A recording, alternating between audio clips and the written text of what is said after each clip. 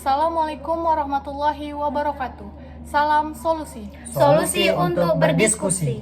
Perkenalkan, kami dari kelompok 2. Nama saya Kalisa Naswa Salsabila Saraan, NIM 0601232049, dan ada dua teman saya. Saya Riki Utama, NIM 0601232062. Saya Anissa Janda, NIM 0601232040.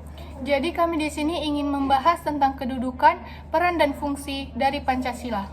Langsung saja kita masuk ke materinya, yaitu kedudukan, peran, dan fungsi Pancasila. Jadi Kalisa, saya mau nanya sama kamu, apa sih itu kedudukan, peran, dan fungsi Pancasila? Jadi dari kedudukan Pancasila itu memiliki kedudukan sebagai dasar peran negara Indonesia yang tercantum dalam pembukaan Undang-Undang Dasar Negara 1945. Pancasila menjadi sumber segala sumber hukum dan dasar dalam menyelenggarakan negara dan pemerintahan Indonesia. Terus yang kedua, peran Pancasila. Pancasila berperan sebagai ideologi negara yang menjadi panduan dalam membangun dan mengatur kehidupan berbangsa dan bernegara. Pancasila mengajarkan nilai-nilai moral, norma, dan etika yang harus ditetapkan dalam kehidupan bermasyarakat, berbangsa, dan bernegara. Selanjutnya, fungsi Pancasila itu ada 4. Yang pertama sebagai pemersatu bangsa, yang kedua sebagai pedoman dalam penyelenggaraan negara, yang ketiga sebagai pijakan moral masyarakat, dan yang keempat sebagai penyelesaian konflik.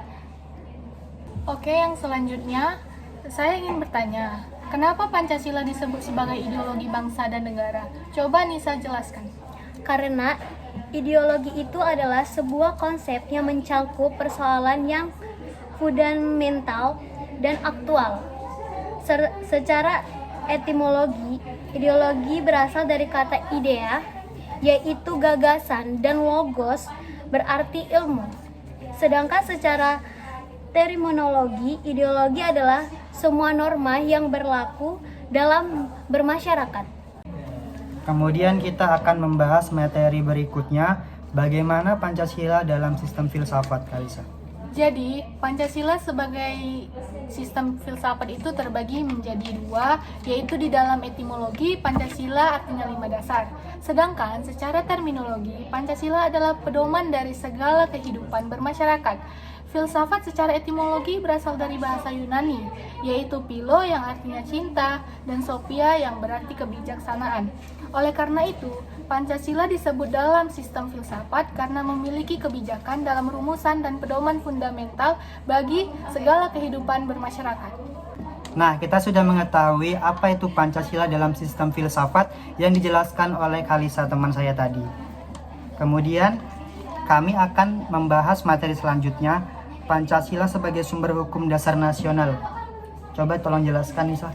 Segala aturan hukum yang berlaku di negara kita tidak boleh bertentangan dan harus bersumber pada manusia.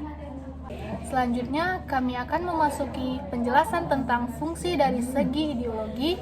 Pancasila memiliki fungsi dari sisi sifat khususnya yang akan dijelaskan oleh Riki. Selain fungsi Pancasila dari segi ideologi, Pancasila juga memiliki fungsi yang sifatnya khusus, yaitu A. Ideologi berfungsi dalam melengkapi struktur kognitif manusia. B. Ideologi berfungsi sebagai landasan dalam bertingkah laku di samping tujuan dan cara mencapai tujuan tersebut. C. Ideologi berfungsi sebagai sarana masyarakat untuk melihat dan menginterpretasikan tindakannya berdasarkan ideologi. D. Ideologi berfungsi sebagai aspek kekuasaan dalam pengendalian konflik dan integratif. Oke, baiklah, kita ke materi selanjutnya, yaitu tentang nilai-nilai dari sila Pancasila. Coba Riki jelaskan tentang nilai-nilai dari sila Pancasila. Baik, nilai-nilai sila Pancasila. Pada sila-sila Pancasila memiliki hakikat yang merupakan suatu kesatuan yang terkandung nilai-nilai perbedaan antara satu dengan yang lain.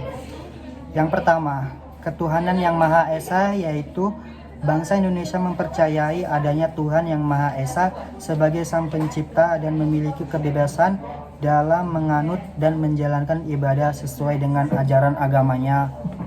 Kedua, kemanusiaan yang adil dan beradab, yaitu memiliki kedudukan yang sama, yaitu sebagai manusia individu dan manusia bersosial. Ketiga, persatuan Indonesia, yaitu masyarakat Indonesia bersifat monodualis, yang artinya makhluk individual dan makhluk sosial dengan beraneka ragam perbedaan. Sekian materi yang dapat kami jelaskan. Bila ada salah kata mohon maaf. Dan semoga bermanfaat.